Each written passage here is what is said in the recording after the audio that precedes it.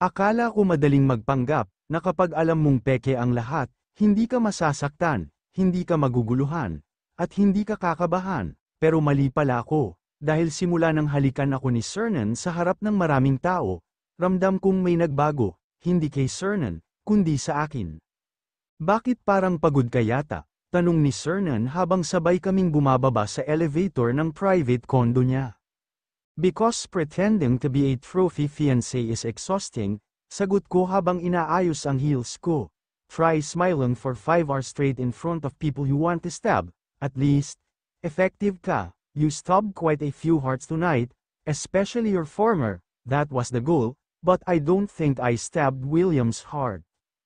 Tahimik kami habang papasok sa unit, pero bago pa ako makalampas sa hallway, napahinto ako. Nasa side table pa rin yung lumang regalo ni William, isa yun maliit na music box na naiwan ko sa bag ko noong lumipat ako dito, naisipan kong sunugin yun dati.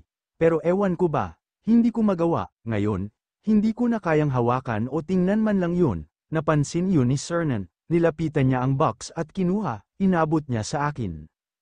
Throw it out, tumingin ako sa kanya, do you even know what that is, I mean, who gave it to me? Yeah, your face is telling me, kung ganoon, alam mo rin na hindi ganoon kadali. I know, mahinang sagot niya, but you can't keep hurting from something that already ended. Hindi ko alam kung bakit, pero para akong sinampal sa MG sinabi niya, but the way he said it, napakalambing, hindi nakakainis, hindi nakaka-hurt. Huminga ako ng malalim, mabilis ang tibok ng puso ko, wala sa kontrata ito. At wala rin sa usapan ang maging malambing siya. Ganito ba talaga si Cernan? Kinabukasan, hindi ko inaasahang sabay kaming a-attend ng lunch meeting kasama ang isang investor na dati raw kaibigan ni Violeta. Try not to look too bored, bulong ni Cernan habang papasok kami sa restaurant. He's annoying, but important, napakagat lobby ako. Susubukan ko, pag-upo namin, nandoon nga si William, at kasama niya si Violeta, perfect. May bruha pang sumama. Oh, Violeta, kunwaring gulat ni Cernan, pero halatang fake ang reaction niya. I didn't know you'd be here. Neither did I, sagot niya at nakatingin sa akin. Hi, ate, ngumiti ako. Ang hilig mo talagang sumingit sa kahit saan, ano, nagkatinginan sila ni William, halatang hindi niya inaasahan ang sinabi ko, pero si Cernan, cool pa rin, he leaned closer to me at bumulong. Watch this, right in front of William and my bruhang plastic na sister, he gently took my hand, lifted it, and kissed it. Matagal akong natulala, tumingin ako sa kanya. Pero seryoso lang ang mukha niya, para bang gusto niyang sabihin na, this is how you win without fighting. Napansin kong nagulat din si Violeta. Titig na titig siya kay Cernan at may kakaibang inis ang dumungaw sa mga mata niya. Pagkatapos ng lunch, habang papunta kami sa kotse, hindi ko na napigil ang magtanong. Why did you do that? Do what? You kissed my hand. In front of her, wasn't it in the contract to act in love? Yes, act. Pero, he stopped walking. Tumingin siya sa akin ng diretso. Pero mukhang totoo, hindi ako nakasagot. Ngumiti lang si Cernan bago tumalikod. Pumasok na siya sa sasakyan. Naiwan akong nakatayo sa labas. Pilit nilulunok ang tibok ng dibdib kong parang ayaw kumalma. Lucilla, anong ginagawa mo? Galing ka sa heartbreak, di ba? Normal ba yung kabahan sa ngiti ng ibang lalaki? Gusto kong batukan ng sarili ko. Susunod na sana ako kay Cernan pero natigilan ako ng isang kamay ang pumihil sa akin, mahigpit akong hinawakan sa braso, at pilit akong pinaharap sa kanya. Violeta, nagsalubong agad ang mga kilay ko nang makita siya. What do you want? Nginitian niya ako, pero yung ngiting peke. Just a little advice, ate, hindi ikaw ang pinili ni William, ako, kaya huwag kang masyadong mayabang, nagsalubong ang mga kilay ko sa narinig. Anong sabi mo, iyang pinagmamamalaki mo ngayon? Nakangiti niyang sinulyapan si Lucilla sa loob ng kotse. Kayang-kaya ko siyang agawin, ate, kaya kung ako sa'yo, huwag kang masyadong magpakasaya, baka bukas, iwan ka rin niya. Bawat oras na lumilipas, aaminin ko, nalilito ako sa mga ipinapakita ni Cernan sa akin, pero ayokong umasa na may ibig sabihin ang bawat titig niya. Ayokong umasa na may laman ang mga salitang binibitiwan niya sa mga taong nananakit sa akin, na may dahilan kung bakit bigla siyang dumating sa buhay ko at pinili akong tulungan kahit hindi kami magkakilala. Pero kahit anong pilit kong i-remind ang sarili ko, may kung ano sa loob-loob ko ang nagiging totoo. Late ka na naman, sabi ko habang sabay kaming lumalakad papunta sa isa na namang event. Hindi ko na nga maalala kung pang ilan na ito ngayong linggo, simula nang nagpanggap kami ni Cernan, kung saan saang event na ako dumedalo. Traffic, sagot niya lang, yung boses niya, parang pagod. Did you wait long? Hindi naman, umiwas ako ng tingin, sanay na rin akong naghihintay. Biglang huminto siya sa paglalakad, hinila niya ang kamay ko, at napaharap ako sa kanya. Lucilla, mahina niyang tawag sa aking pangalan, diretso ang tingin niya sa mga mata ko, seryoso. You don't have to compare me to him. Nagulat ako, wala akong sinabing pangalan, wala akong binanggit tungkol kay William, pero alam niya, ganoon ba ako kaalata, napabitiw ako sa pagkakahawak niya. Wala naman ako sinasabing ganyan, let's just go, late na tayo. That night, para kaming perfect couple, sa harap ng media, investors, mga tao na curious sa amin. Hawak niya ang baywang ko, habang ako naman, ngumingiti sa lahat na parang ako ang pinakamasayang babae sa mundo. At habang kausap si Cernan ng mga bisita, ramdam kong pa-impol niyang hinihigpitan ang hawak niya sa kamay ko, lalo na kapag lumalapit ang mga taong may koneksyon kina William at Violeta. Okay ka lang, bulong niya sa akin, nakikipag-usap pa rin siya sa mga tao at peking tumatawa sa joke ng isang matandang negosyante. I think so, tumango ako. Pero hindi niya tinantanan ang tingin sa akin. I'm here, dagdag niya, tell me if it gets too much. Napalunok ako nang mabilis na tumibok ang puso ko. Stop it, look Ayla, sigaw ng isip ko, bawal kang malito, hindi yan kasama sa usapan.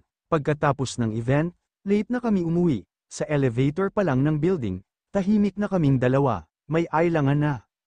Cernan, basag ko sa katahimikan. Bakit ka ganoon kanina? Ganoon paano? Ganoon, mabait, concerned, you don't have to say those things to me, wala namang nakakarinig. Because you look like you were going to fall apart, sagot niya. Hindi sinasadyang napatingin ako sa kanya at nakita ang matamis na ngiti sa mga labi niya, nag-init ang pisngi ko.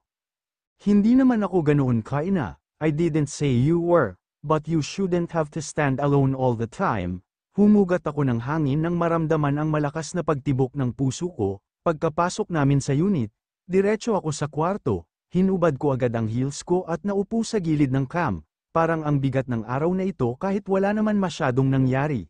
Nagulat ako nang may kumatok, si Cernan, may dalang ice cream at 2 kutsara.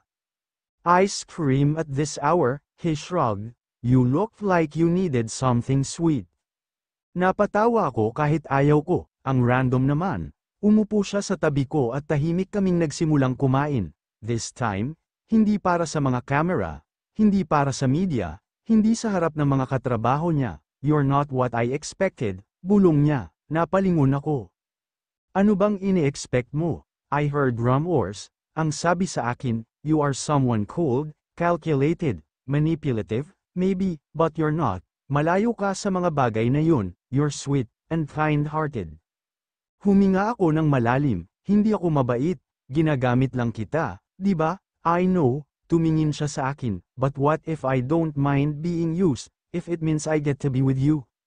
Napatingin ako sa kanya, may ilang segundo akong natulala, at sa sandaling yun, hindi ko na alam kung alin ang totoo at ang peke, ang alam ko lang, unti-unting hinihilom ni Cernan ang sugat sa puso ko, natigilan ako nang makitang unti-unti niyang nilalapit ang mukha niya sa akin. Pipaikit sana ako, pero biglang tumunog ang phone niya na ikinatigil namin pareho. Inilabas niya ang phone niya at hindi sinasadyang mahagip ng paningin ko ang pangalan ng tumatawag, si Violeta. Akala ko, ako lang ang nagsisinungaling, na ako lang ang may tinatago, pero ngayong gabi, may masakit na bagay akong natuklasan. Hindi ako makatulog noong gabing yun, ayaw mawala sa isip ko ang nakita sa cellphone ni Cernan, Violeta is calling him, but why? Matagal na ba silang magkakilala, o bago pa lang, baka ito na ang tinutukoy ni Violeta na kayang-kaya niyang agawin sa akin si Cernan, napapikit ako, ayaw mawala sa isip ko kung paano iniwas ni Cernan ang cellphone niya at sinabing may importanteng tumatawag kaya kinailangan niyang lumabas. Importante, he called her important, and he lied to me just to talk to her. Hindi ako magawang dalawin ng antok dahil sa mga iniisip ko kaya naisipan kong lumabas. Habang umiinom ako ng tubig, natigilan ako ng makarinig ng boses, pabulong ang boses na yun, dahan-daang humakbang ako, nilapitan ang kwarto ni Cernan. Pero bago pa ako tuluyang makalapit, narinig ko ang isang pangalan. Violeta, tumigil ako, napalunok ng ilang ulit, boses iyon ni Cernan, tahimik akong nakinig mula sa labas ng kwarto niya. Hindi niya alam na gising pa ako, sinubukan kong buksan ng bahagya ang pinto, hindi yun nakalock, hindi kita ang mukha niya pero klaro ang tono ng boses niya, hindi galit, hindi malamig, pero malamlang. I didn't expect you to call again, especially this late, mahinang-mahina ang boses, you know I can't just talk like this anymore, halos hindi na ako makahinga, so, matagal na silang magkakilala, narinig ko ulit ang pangalan ng stepsister ko. Violeta, this is not the time, Violeta, mariin akong pumikit, hindi ako makagalaw sa kinatatayuan ko, parang sinusuntok ang sikmura ko, huminga ako ng malalim at pilit nilulunok ang sakit, maya-maya pa, nakita kong ibinaba niya ang tawag, mabilis akong bumalik sa kwarto ko at nagkunwaring tulog habang kumakabog ang dibdib ko, narinig ko ang mahinang kaluskos ng paa niya papunta sa silid ko, bumukas ang pinto, at naramdaman ko ang pagtakip niya ng kumot sa akin. Good night, Lucilla, bulong niya. Naramdaman ko ang paglapit ng mga lodya niya sa pisngi ko, ang mahinang paghagod ng palad niya sa buhok ko, at ang unti-unting pagkawasak ng puso ko. Kinabukasan, hindi ko pinapansin si Cernan, tahimik lang ako sa kotse habang papunta kami sa venue ng rehearsal dinner, panay ang kwento ni Cernan, pero ni isa sa mga yun, wala akong pinakinggan. Are you okay? Tanong niya. I'm fine, sagot ko lang, you? Same as usual, tired, but fine, tumingin ako sa kanya, pinilit kong ngumiti. That's good, but deep inside, I wanted to scream. Gusto kong itanong sa kanya, ano ba talaga kayo ni Violeta? Plano nyo ba itong dalawa? Ni isa ba sa mga pinakita mo, walang totoo?